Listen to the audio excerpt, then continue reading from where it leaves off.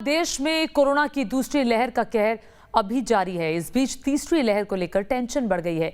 Experts कह रहे हैं कि तीसरी लहर बच्चों पर ज्यादा कहर ढा सकती है। दिल्ली के सीएम अरविंद केजरीवाल ने भी चेतावनी दी है कि सिंगापुर में मिला कोरोना का नया रूप बच्चों के लिए बहुत खतरनाक है। बच्चों के लिए अभी वैक्सीन भी नहीं है। ऐसे में तीसरी लहर से बच्चों को कैसे बचाएंगे, इस पर बात करने के लिए हमारे साथ डॉक्टर्स का पैनल मौजूद है। हम चर्चा करेंगे, लेकिन आइए उससे पहले एक रिपोर्ट आपको दिखाते हैं।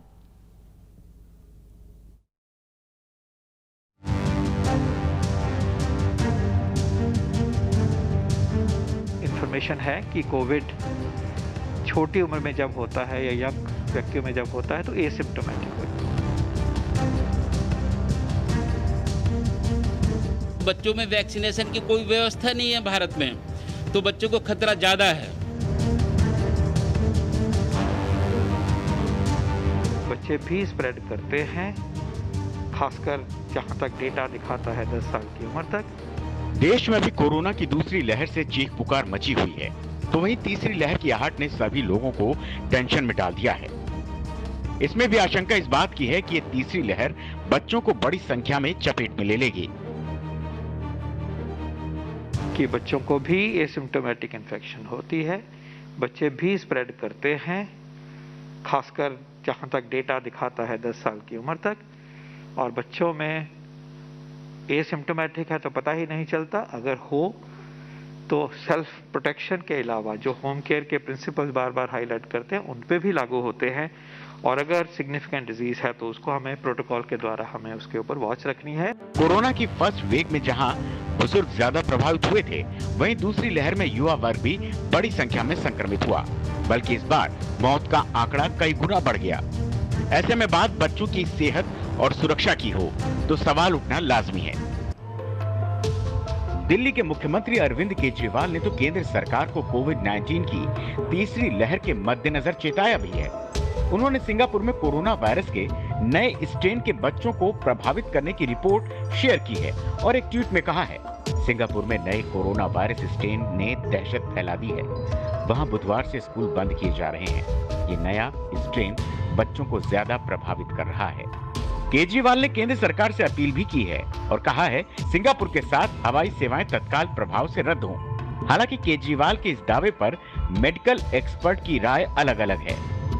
राजधानी दिल्ली में हुए चौथे सीरो सर्वे की बात की जाए तो 29.1% आबादी संक्रमित पाई गई थी, जबकि 5 से 17 साल के मासूम 34.7% संक्रमित थे। बीते साल दिसंबर में नेशनल लेवल पर सीरो सर्वे में 26% आबादी को संक्रमण हुआ। वहीं 10 से 17 साल के एज ग्रुप में 25.3% में संक्रमण के लक्षण मिले, यानी देश का हर चौथा बच्चा संक्रमित हो चुका है। हेल्थ एक्सपर्ट के मुताबिक बच्चों में कोरोना के अजीब लक्षण मिल रहे हैं, जिनमें करीब 10 साल की उम्र वाले बच्चों में गैस्ट्रोएंटेराइटिस भी शामिल है।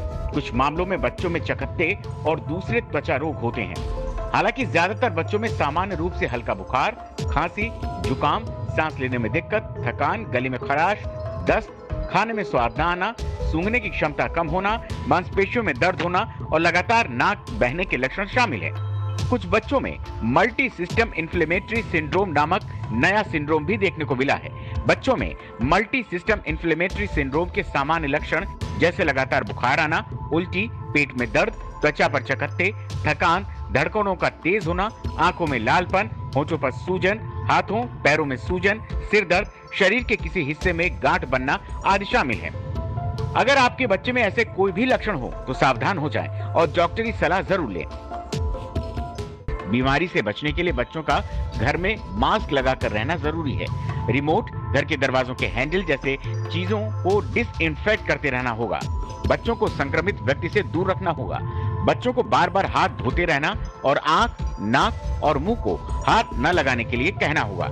फिलहाल देश के सभी राज्यों ने तीसरी लहर के कहर से बच्चों को बचाने के लिए तैयारी शुरू कर दी है, ताकि दूसरी लहर की आपाधापी वाली स्थिति बिल्कुल न बने। लेकिन इन सबसे ज्यादा जरूरी है हर माँ बाप का सावधान रहना, सतर्क रहना, खुद अपने बच्चों से भी कोविड प्रोटोकॉल का पालन करवाना, ताकि कोरोना जैसी महामारी को मात देकर हम अपने परिवार को महफूज रख सकें। Team news nation. तो आपने देखा कि बच्चों के लिए खतरा बहुत ज्यादा बढ़ गया है और इसी पर बातचीत करने के लिए डॉक्टर एम वली सीनियर फिजिशियन हमारे साथ इस वक्त जुड़ गए हैं। डॉक्टर एम वली, बहुत स्वागत है न्यूज नेशन पर आपका। सर, सीधा सवाल मैं आपसे ये पूछूंगी, जिस सिंगापुर स्ट्रेन की बात दिल्ली के मुख्यमंत्री अरविंद केजरीवाल कर रहे हैं, ये बच्चों के लिए कितना खतरनाक है? देखिए, पहले तो मुझे इसके नाम पर कोई कंफर्मेशन नहीं है। सिंगापुर की जो स्वास्थ्य मंत्रालय है उन्होंने कल क्लियरिफिकेशन दिया, उन्होंने वही 617 स्ट्रेन की बात की है जी। तो ये जो भी वायरस म्यूटेट कर रहे हैं, अभी हम उनमें दो ऑप्शन हैं, या तो म्यूटेट करके वो ज्यादा खतरनाक हो सकते हैं या वो कम खतरनाक हो सकते हैं। They are trying to become human friendly, but इस केस में जिसकी हम बात कर रहे हैं और जो सिंगापुर वालों ने देखा है अपने यहाँ, और जिसकी वजह से उन्होंने एक ही बच्चे को संक्रमण होते ही स्कूल बंद कर दिए, तो ये बहुत सावधानी उन्होंने बरती है और ये हमारे यहाँ भी दिखा है। और इस पे ये बिल्कुल डिबेट मैं बिल्कुल नहीं कह रहा हूँ ये सिंगापुर स्ट्रेन है, बट मैं स्ट्रेन की बात कर रहा हूँ, वो बच्चों के लिए ज्यादा खतरनाक है। तो ये स्ट्रेन म्यूटेटेड है और म्यूटेशन इस तरह का हुआ है कि ये अधिक संक्रामक हो गया है। और आपके चैनल ने इतनी अच्छी ये रिपोर्ट बनाई है कि I was amazed to go through that, बहुत अच्छे से दिखाया है। और इसमें जो आपने पॉइंट उठाया वो ये कि बच्चों में लक्षणों को पहचानना बहुत मुश्किल होता है। मैं आपको एक मिसाल देता हूँ। A young girl 4 days back had a seizure, उसको दौरा आया बाथरूम में और वो थोड़ी सी उल्टी हुई और आके लेट गई, ठीक हो गई। उनकी मदर ने मुझे फोन किया तो मैंने कहा आप ब्रेन का तो टेस्ट करा ही लीजिए, जो मैंने बताया है स्कैनिंग, लेकिन एक चेस्ट का भी करा लीजिए। और जब चेस्ट का स्कैन कराया तो 10 उसमें स्कोर आया सीटी में कोविड का, और आज भी सुबह उसका टेम्परेचर नॉर्मल है, तो कोई सिम्टम नहीं है। She is fine, she is smiling, laughing, walking, but उसको मैंने मास्क लगवा दिया। तो ये जो आपने सावधानी बताई है मास्क वाली, ये बहुत इंपॉर्टेंट है उन लोगों के लिए भी जो बाहर से बच्चों के पास आ रहे हैं, और जो बच्चे घर में रह रहे हैं उन लोगों के लिए, बच्चों के लिए इसलिए इंपॉर्टेंट है कि वो एल्डर्स को संक्रमित कर सकते हैं। तो जैसा भी डॉक्टर वीके पॉल ने भी बताया, डॉक्टर वली, हमने देखा था जो पहली लहर थी उसमें कहा जा रहा था कि चलो बच्चों को अगर हुआ भी तो बच्चे ठीक हो जाएंगे, बच्चों का इम्यून स्ट्रांग होता है। लेकिन अभी दूसरी लहर में भी हम देख रहे हैं काफ़ी बच्चे जद में आ रहे हैं, हालांकि घर पर ही बच्चे बहुत सारे ठीक हो जा रहे हैं। और अब तीसरी लहर में भी जो बच्चों के बात की जा रही है, बच्चे ज़्यादा संक्रमित होंगे, हालांकि उसका जिक्र आपने कर दिया। ऐसा क्यों लगता है कि आने वाले दिनों में बच्चों को ज़्यादा खतरा हो जाएगा? एक्सपोजर। पहली वेव में अगर आपको याद हो तो हम लोग बहुत सावधान हो गए थे, अखबार बंद कर दिए थे, घर में लोगों को आना बंद कर दिया था, मेड्स के प्रति हम लोग बार बार टीवी पे सवाल कर रहे थे एक्सपर्ट से, और दूध के पैकेट धो रहे थे, बहुत ज्यादा सावधानी कर रहे थे, और ये बहुत अच्छा था। और उसकी वजह से पहली वेव का जो आकार था वो छोटा था और दूसरी वेव का बहुत ऊंचा और लंबा हो गया। तो ये एक सावधानी के साथ थोड़ा सा अगर हम अभी भी रहेंगे, और फर्स्ट वेव में हमने ज्यादा ध्यान भी नहीं दिया था बच्चों की तरफ। और तीसरा ये कि हमने ये जरूर कहा था कि इम्यूनिटी बच्चों में अच्छी होती है, लेकिन उस वक्त हमें बच्चों के सिम्टम नहीं पता थे। हो सकता है ज्यादातर बच्चों को ये सिम्टम हुए और हमने डॉक्टर के पास ले जाके उनका डायरिया का या लूज मोशन का या पेट में दर्द का या उल्टी का इलाज करा दिया हो, लेकिन ये सिम्टम तो अब पहचानने में आए ना जब हमने विज़े-विज़ टेस्ट भी किया उनका कोरोना। तो ये पॉइंट जो मैंने रखा है आपके सामने, शायद ये आपके सवाल का जवाब दे सके। और दूसरा, जब वायरस फैलता है तो वो ये नहीं देखता कि ये बच्चा है या बड़ा है। तीसरा एक्सप्लेनेशन ये है कि जब ये म्यूटेट कर रहा है तो इसमें बच्चों के ACE2 रिसेप्टर्स से चिपकने की ताकत बढ़ रही है। ये 3 एक्सप्लेनेशन है जो इस बात को एक्सप्लेन करते हैं कि बच्चे ज्यादा इन्वॉल्व हो रहे हैं। और इसमें जो आपकी नजर में, आपकी स्टडी में क्या लगता है कि किस एज ग्रुप के बच्चों को ज्यादा खतरा है, ज्यादा नुकसान पहुंचने की संभावना? देखिए, हर बच्चा इंपॉर्टेंट है, हर बच्चे की एज को खतरा है। जब हम बच्चा कहते हैं तो हम नॉर्मली 12 साल से कम के लोगों को कहते हैं, ये ग्रुप है, और पीडियाट्रिक एज ग्रुप है। और इसके लिए जैसे कि अभी आपकी रिपोर्ट में बताया गया, सिम्टम्स बिल्कुल डिफरेंट होते हैं, इसलिए हम लाइन ड्रॉ कर सकते हैं। क्योंकि कोविड में तो हम कुछ लाइन ड्रॉ नहीं कर सकते, जिसको होगा सबका टेस्ट भी पॉजिटिव आएगा, ज्यादातर का 70% का, और वो सब खांसी, बुखार, नजला, फ्लू लाइक सिम्टम्स, और एडवांस केसेस में लंग का इन्वॉल्वमेंट, सांस फूलना, ऑक्सीजन सैचुरेशन ड्रॉप करना, लेकिन बच्चों की तो उंगली बहुत पतली होती है। तो मैं प्रैक्टिकली लोगों से कहता हूँ बच्चों के पैर के अंगूठे पे आप सैचुरेशन देखिए, तो ऑक्सीमीटर की जो गैप है वो इतना ज्यादा है कि बच्चे की पतली सी उंगली में लगेगा ही नहीं, और आप बहुत घबरा जाएंगे इंपॉर्टेंट जब बात कह रहे हैं 64 आएगा, 64 आएगा, बच्चे की पतली उंगली है, आप एकदम रोने लगेंगे, हाय ये मेरे बच्चे का सैचुरेशन क्यों ड्रॉप हो गया। तो उसके पैर के अंगूठे में लगाइए। और लड़कियों को, छोटे बच्चों को शौक होता है नेल पॉलिश लगाने का, तो उस उंगली पे लगाइए या अंगूठे पे जिस पे नेल पॉलिश न लगी हो। ये दो बहुत इंपॉर्टेंट। लोग एकदम नर्वस हो जाते हैं, फोन करते हैं डॉक्टर को कि बहुत जरूरी बात डॉक्टर एमवली कह रहे हैं कि देखिए बच्चों का सैचुरेशन अगर आपने चेक करना है और आपको ऑक्सीमीटर इस्तेमाल करना है तो बच्चों के पैर के अंगूठे पे आप ऑक्सीमीटर लगाइए, उसी से आपको सही मायने में पता चलेगा कि कितना ऑक्सीजन का लेवल है। बहुत इंपॉर्टेंट बात डॉक्टर साहब आपने कही। एक और सवाल, जो नवजात बच्चे हैं, बिल्कुल छोटे दुधमुहे जो बच्चे हैं, उनको सर कितना खतरा होता है? क्योंकि बच्चा वो हमेशा माँ के साथ रहता है, घर वाले जो बाहर से आते हैं वो चूंकि बच्चों के प्रति बहुत प्यार होता है तो आकर मिलते हैं। हालांकि बहुत लोग, बहुत क्या मुझे लगता है अब हर घर में सावधानी बरती जाती है। नवजात बच्चों के लिए कितना खतरा है? एब्सोल्युटली। देखिए कोई भी हो, वो कल का मेरे भारत का नागरिक है वो बच्चा, तो उस पर ध्यान देना माँ का फर्ज होता है। तो सबसे पहले मैं ये कह रहा हूँ कि आजकल जो माएँ हैं वो भी अगर बच्चों को फीड वगैरह करा रही हैं तो मास्क लगा लें। देखिए छोटे बच्चे को मास्क लगाना बिल्कुल प्रैक्टिकल नहीं है, तर्कसंगत जिसको कहते हैं, हिंदी में नहीं है। तो माओ को ये चाहिए। और सबसे बड़ी जो मैं सावधानी बताता हूँ लोगों को कि अपने बच्चे को दूसरों की गोद में न दें। कोई उनको थोड़ा हग वगैरह करना चाहे, किस करना चाहे, बच्चों को लोग प्यार करते हैं, तो पहली बात तो डिस्करेज करें बाहर से आने वाले लोगों को और बच्चों को उनकी गोद में न दें। This is first precaution. दूसरा यह है कि बच्चे की जो फूड हैबिट्स हैं और टॉयलेट की हैबिट्स हैं उस पर नजर रखें। आमतौर पर बच्चे डायपर में होते हैं, बहुत छोटे बच्चे, तो उठकर डायपर को देखें कि इसमें हरा पीला पखाना तो नहीं आ रहा है, उसका कलर कंसिस्टेंसी तो नहीं चेंज हो रहा है, या बच्चा माँ का दूध पीने में इंटरेस्ट हो बैठा है या दूध नहीं पी रहा है, जिसको गांव में कहते हैं दूध डालना भी एक चीज होती है।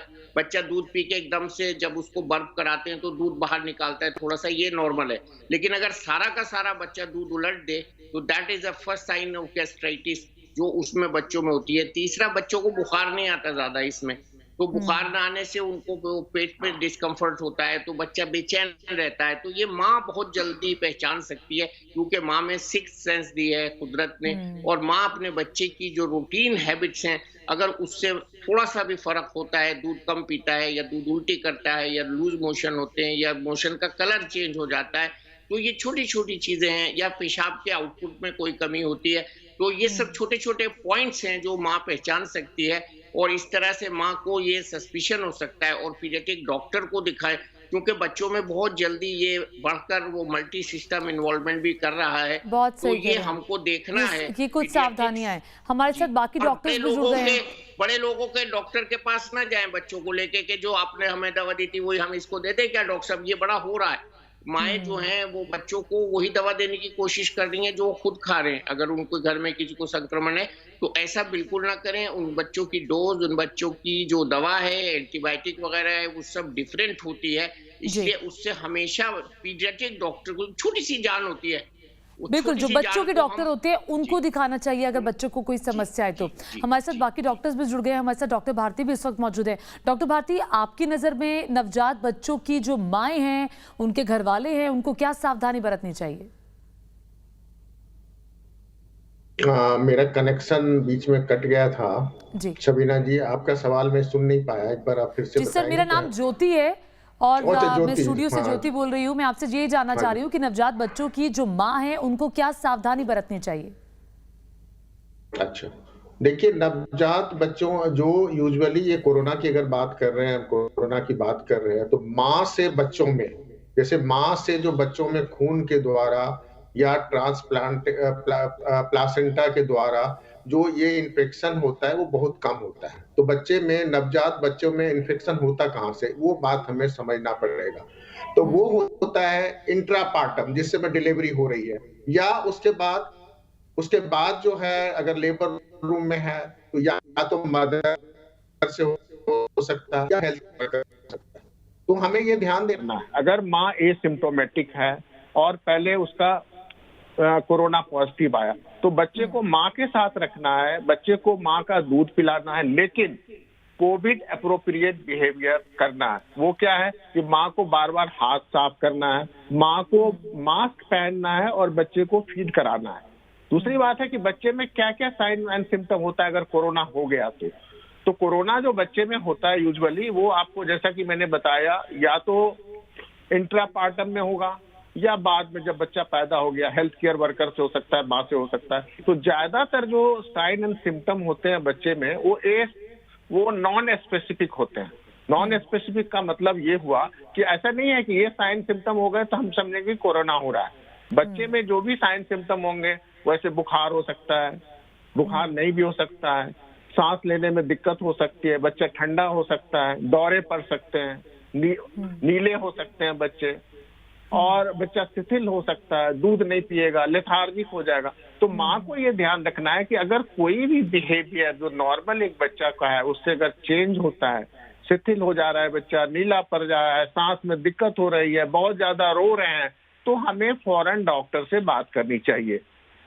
लेकिन हमें ये नहीं भूलना चाहिए कि बच्चे का जो एसेंशियल न्यूबॉर्न केयर है वो हमें कभी भी नहीं भूलना चाहिए, वो हमें बच्चे को जरूर देना चाहिए। वो एसेंशियल न्यूबॉर्न केयर क्या है कि एसेंशियल न्यूबॉर्न केयर है कि बच्चे को गर्माहट, जो न्यूबॉर्न बेबी होती है वो होता है, उसको हमें गर्माहट देना है, माँ का दूध पिलाना है, इन्फेक्शन से बचना है, और जितने भी वैक्सीनेशन है वो जरूर हमें बच्चे को लगाना है, और माँ का दूध 2-2 घंटे पर या ऑन डिमांड जरूर देना है बच्चे को।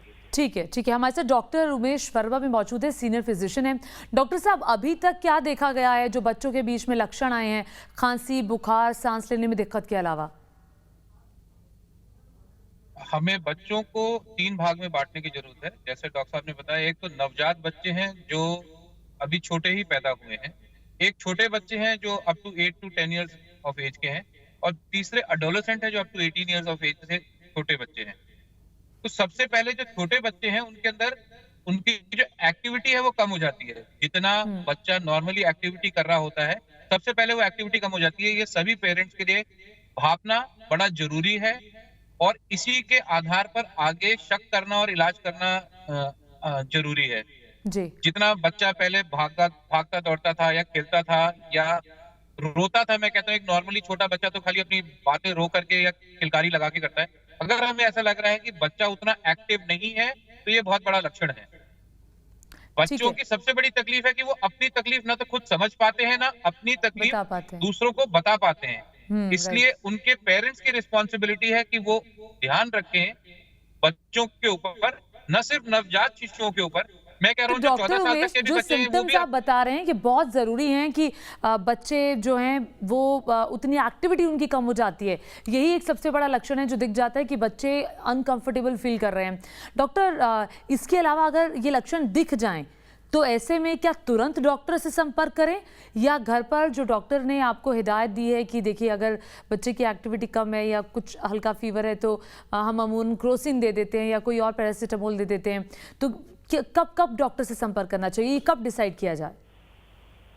मैम, हमें समझना ये है कि अगर किसी बच्चे की एक्टिविटी कम हो रही है और वो कोरोना की वजह से है या नहीं है, ये हम खाली घर पे बैठ करके डिसाइड नहीं कर पाएंगे। हमें चिंता नहीं करनी है। हम ये आपके चैनल के माध्यम से लोगों को अवेयर कर रहे हैं कि आगे आने वाले दिनों में जो परेशानियां आएंगी हम उसे कैसे डील करें। हम ये नहीं चाहते कि बच्चे के माँ बाप बच्चों को घर पे लिए बैठे रहें ये सोच करके कि अभी कुछ नहीं हुआ, बच्चे की पसली नहीं चल रही, सांस में तकलीफ नहीं हो रही। अगर पसली चलने लगी और सांस में तकलीफ होने लगी तब तक तो बहुत देर हो चुकी, हम उसके लिए वेट नहीं कर सकते। निमोनिया बीमारी के पहले दिन डेवलप नहीं होगा, पहले दिन तो खाली वायरस अंदर जाएगा, एंटीजन एंटीबॉडी रिएक्शन की वजह से फीवर आने लगेगा। ये सांस चलना और ये तकलीफें तो तब डेवलप होंगी जब पेशेंट को निमोनिया हो जाएगा, और हम वहां तक वेट नहीं करना चाहते। इसलिए अगर बच्चे का स्वास्थ्य ठीक नहीं है तो अपने निकटतम स्वास्थ्य केंद्र से आप संपर्क करें और उनकी सलाह में लेकर के जांच करें या इलाज करें। ये बहुत ज्यादा अनिवार्य है। ये न सिर्फ शहरों में आपको डॉक्टर को कंसल्ट करना बहुत ज्यादा जरूरी है। डॉक्टर वली, डॉक्टर से कंसल्ट करने की जरूरत नहीं है। मैं हेल्थ केयर वर्कर से कह रहा हूँ, मैं कह रहा हूँ मान लीजिए गांव में है पेशेंट तो अपनी आंगनवाड़ी वर्कर से संपर्क में रहे, कोई एक जना जो इस चीज के ऊपर डिसाइड कर सके कि अब बच्चे को अस्पताल जाने की आवश्यकता है। ठीक है, ठीक है। तो ये जो आपकी सलाह है ये वाकई कारगर साबित होने वाली है और बहुत इंपॉर्टेंट बात डॉक्टर साहब आपने कही। डॉक्टर वली, बच्चों के लिए क्या फ्लू शॉट जो है वो कारगर हो सकते हैं, क्या लगता है आपको? इसके बारे में मुझे तजर्बा नहीं है, मैं बच्चों का डॉक्टर नहीं हूँ। आपके पास 2 एक्सपर्ट हैं, वो बेहतर बताएंगे। लेकिन बच्चों की जो रूटीन वैक्सीनेशन है उसमें काली खांसी का एक टीका होता है, डिप्थीरिया का होता है। तो ये जो बच्चों के एसेंशियल प्राइमरी वैक्सीनेशन है।